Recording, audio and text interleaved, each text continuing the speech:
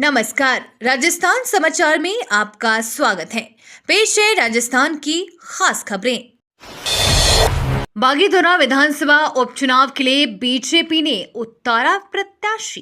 राजस्थान के बांसवाड़ा जिले की बागीदोरा विधानसभा उपचुनाव में बीजेपी ने अपना प्रत्याशी सुभाष तंबोलिया को बनाया है। तंबोलिया बांसवाड़ा डूंगरपुर लोकसभा सीट से बीजेपी प्रत्याशी महेंद्रजीत मालवीय के सबसे भरोसेमंद है। तंबोलिया ने मालवीय के कहने पर ही आज से ठीक 21 दिन पहले कांग्रेस को छोड़कर बीजेपी की सदस्यता ली थी। तंबोलिया को प्रत्याशी बनाए जाने पर बीजेपी नेता महेंद्रजीत मालवीय, जिला प्रमुख रेशम मालवीय सहित बीजेपी के कई नेताओं ने उनका माला पहनाकर और मुंह मीठा कराकर बधाई दी। तंबोलिया ने कहा कि मुझ पर जो भरोसा पार्टी ने जताया है उस पर मैं पूरा खरा उतरूंगा। भूपेंद्र यादव ने किया आचार संहिता का खुला उल्लंघन। राजस्थान में लोकसभा चुनाव के दौरान नेता प्रतिपक्ष ने वार्ता करते हुए बताया कि जिस प्रकार से अलवर के अंदर आचार संहिता का खुला उल्लंघन भाजपा लोकसभा प्रत्याशी के द्वारा किया जा रहा है, एक निर्वाचन अधिकारी के सामने किया जा रहा है। इससे ये समझ सकते हैं कि लोगों की मंशा क्या है। पूरा जो सरकार का तंत्र प्रत्याशी की मदद करने में लगा हुआ है। उन्होंने कहा कि नामांकन के दौरान बीजेपी के लोगों द्वारा हमारी गाड़ियों को रोका गया। बैंक ऑफ इंडिया में अधिकारी बनने का मौका। बैंक में ऑफिसर बनने का सपना देख रहे युवाओं के लिए एक बेहतरीन मौका है।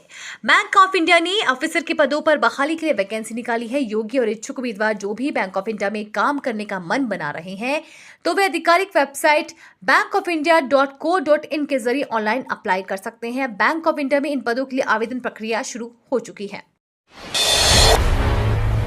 भारत सरकार में नौकरी पाने का बेहतरीन मौका, जल्द करें आवेदन। भारत सरकार के इन विभागों में नौकरी सर्च कर रहे युवाओं के लिए एक अच्छा मौका है। कर्मचारी चयन आयोग ने जूनियर इंजीनियर के पदों पर भर्ती के लिए वैकेंसी निकाली है। जो भी उम्मीदवार इन पदों के लिए आवेदन करना चाहते हैं वे एसएससी की आधिकारिक वेबसाइट पर जाकर अप्लाई कर सकते हैं। इन पदों के लिए आवेदन प्रक्रिया 28 मार्च 2024 से एसएससी की आधिकारिक वेबसाइट ssc.government.in पर जाकर शुरू हो गई है। इस भर्ती अभियान के माध्यम से जूनियर इंजीनियर के कुल 968 पदों पर भर्तियां की जाएंगी। उम्मीदवार इन पदों के लिए आवेदन 18 अप्रैल तक या उससे पहले कर सकते हैं। राजस्थान क्रिकेट संघ की कार्यप्रणाली भंग, एड हॉक कमेटी का हुआ गठन। राजस्थान क्रिकेट संघ की कार्यकारिणी भंग कर दिया गया है और एड हॉक कमेटी का गठन कर दिया गया है। ऐसे में अब एड हॉक कमेटी आरसीए को चलाएगी। एड हॉक कमेटी में विधायक जयदीप बिहानी को संयोजक बनाया गया है। इसके अलावा मौजूदा आरसीए कार्यवाहक अध्यक्ष धनंजय सिंह, पवन गोयल, रतन सिंह, हरीश चंद्र सिंह, धर्मवीर सिंह को कमेटी के सदस्य बनाया गया है। इसे लेकर रजिस्ट्रार को कोऑपरेटिव ने आदेश जारी किए हैं। अब आरसीए में नई कार्यकारिणी बनने तक एड हॉक कमेटी आरसीए को चलाएगी। आचार संहिता के बाद राजस्थान में 348 करोड़ की जब्ती। राजस्थान में आम चुनाव से पहले अलग अलग एनफोर्समेंट एजेंसियों ने मार्च महीने में रिकॉर्ड जब्ती का काम किया है। महीने की शुरुआत से अब तक नशीली दवाओं, शराब, कीमती धातुओं, मुफ्त बांटी जाने वाली वस्तुओं और अवैध नकद राशि के रूप में करीब 314 करोड़ रुपए कीमत की जब्तियां की गई है। निर्वाचन विभाग के निर्देश पर आदर्श आचार संहिता लागू होने के बाद 16 मार्च से अब तक एजेंसियों की ओर से पकड़े गए सामान की कीमत 215 करोड़ रुपए की ज्यादा है। प्रत्याशी से मंच पर ही भिड़ गए शांति धारीवाल। लोकसभा चुनाव की तैयारियों को लेकर कोटा में हो रही कांग्रेस के पदाधिकारियों और कार्यकर्ताओं की बैठक में हंगामा हो गया। भरे मंच पर पूर्व मंत्री और कांग्रेस वरिष्ठ नेता शांति धारीवाल ने कांग्रेस प्रत्याशी प्रहलाद गुंजल को सेक्युलर बनने के लिए बोल दिया, जिसके बाद दोनों वरिष्ठ नेताओं के बीच जुबानी जंग शुरू हो गई। इस दौरान मंच के नीचे मौजूद दोनों नेताओं के समर्थकों ने भी एक दूसरे के खिलाफ नारेबाजी शुरू कर दी। मामला इतना बढ़ गया कि दोनों नेताओं के समर्थक एक दूसरे पर हमला करने के लिए भी उतारू हो गए। ये सब देख गुंजल अपने भाषण के बाद धारीवाल से बिना मिलने ही चले गए। बागीदोरा विधानसभा उपचुनाव, बीजेपी ने सुभाष तंबोलिया को बनाया उम्मीदवार।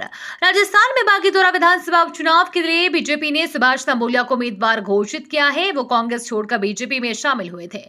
महेंद्रजीत मालवीय के इस्तीफे के बाद ये सीट खाली हुई है। बता दें, बांसवाड़ा के बागीदोरा विधानसभा में कांग्रेस महेंद्रजीत मालवीय ने जीत दर्ज की थी, लेकिन उन्होंने कांग्रेस पार्टी छोड़ दी और विधानसभा की सदस्यता से इस्तीफा दे दिया।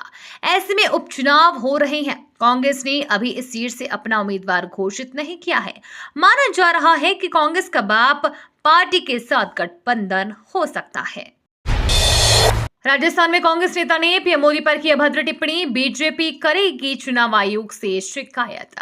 लोकसभा चुनाव से पहले राजस्थान में नेताओं के बीच आरोप प्रत्यारोप का दौर जारी है। इसी बीच एक और कांग्रेस नेता ने प्रधानमंत्री नरेंद्र मोदी के खिलाफ अभद्र टिप्पणी कर नया बखेड़ा खड़ा कर दिया है। अजमेर लोकसभा सीट से कांग्रेस प्रत्याशी रामचंद्र चौधरी ने पीएम मोदी पर अभद्र टिप्पणी की, जिस पर बीजेपी बुरी तरह भड़क गई और चुनाव आयोग से शिकायत करने की तैयारी कर रही है। शेरगढ़ में शेखावत ने कबूली राज्य से कड़वाहट की बात, कहा मैडम से नहीं थे बेहतर रिश्ते। सियासत में ना तो कोई स्थायी मित्र और ना ही शत्रु होता है। ऐसा हम इसलिए कह रहे हैं क्योंकि जिस शेरगढ़ विधानसभा मुख्यालय पर भाजपा प्रत्याशी गजेंद्र सिंह शेखावत को एक ही दिन में दो बार विरोध झेलना पड़ा था, वहीं शुक्रवार को उन्हें लोगों ने कंधे पर उठाकर उनके समर्थन में नारेबाजी की। दरअसल यहां कार्यकर्ताओं के लिए होली स्नेह मिलन समारोह का आयोजन किया गया था, जिसमें अच्छी खासी संख्या में पार्टी कार्यकर्ताओं के साथ ही समर्थकों की भीड़ उमड़ी। वहीं मौके पर विधायक बाबू सिंह राठौर ने क्षेत्र की आवश्यकताओं से भाजपा प्रत्याशी गजेंद्र सिंह शेखावत को अवगत करवाया। राजस्थान में राम पर गरमाई सियासत। राजस्थान में लोकसभा चुनाव का रंग जमने लगा है। कांग्रेस और भाजपा दोनों ही पार्टियों के नेताओं के दौरे तय किए जा रहे हैं। इन नेताओं के दौरों को साथ ही चुनावी समर भी परवान पर चढ़ने वाला है। वहीं नेताओं के दौरों से पहले ही अब बयानबाजी तेज हो गई है, जिसको लेकर यहां सियासी पारा एकदम से चढ़ गया है। एक और कांग्रेस ने भाजपा पर राम के नाम पर वोट मांगने का आरोप लगाया, तो वहीं दूसरी ओर भाजपा ने भी कांग्रेस पर जोरदार पलटवार किया है।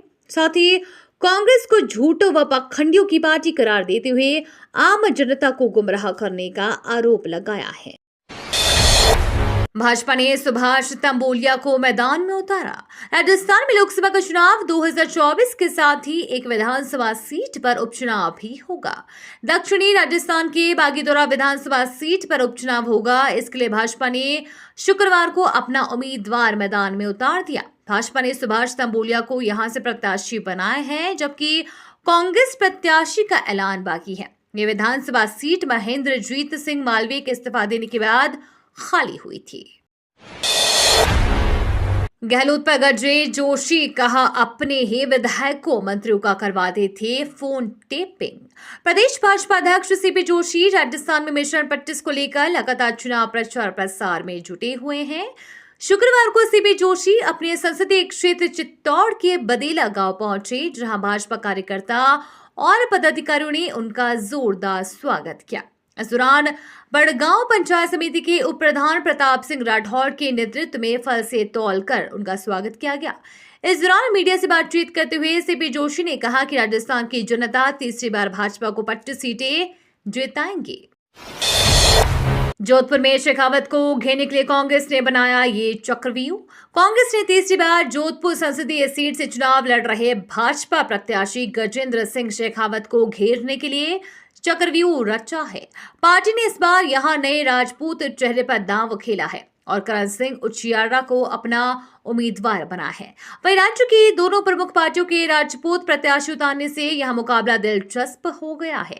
साथ ही उचियारा भी हर मंच से शेखावत को घेरने में जुटे हैं और कई बार उन्हें बाहरी और खुद को जोधपुर का लाल बता चुके हैं। यही वजह है कि शेखावत को बार बार इसको लेकर बयान देना पड़ रहा है। इतना ही नहीं, राष्ट्रीय लोकतांत्रिक पार्टी से कांग्रेस का गठबंधन होना भी यहां भाजपा के लिए बड़ी चुनौती के रूप में देखा जा रहा है। एचडीएफसी बैंक ने ग्राहकों को दिया झटका। प्राइवेट सेक्टर के सबसे बड़े एचडीएफसी बैंक ने ग्राहकों को बड़ा झटका दिया है। नया वित्त वर्ष शुरू होने से पहले बैंक ने ग्राहकों को होम लोन की ब्याज दरों को बढ़ाने का फैसला लिया है। एचडीएफसी बैंक ने अपने रेपो लिंक्ड होम लोन की ब्याज दरों में 10 से 15 बेसिस पॉइंट का इजाफा कर दिया है।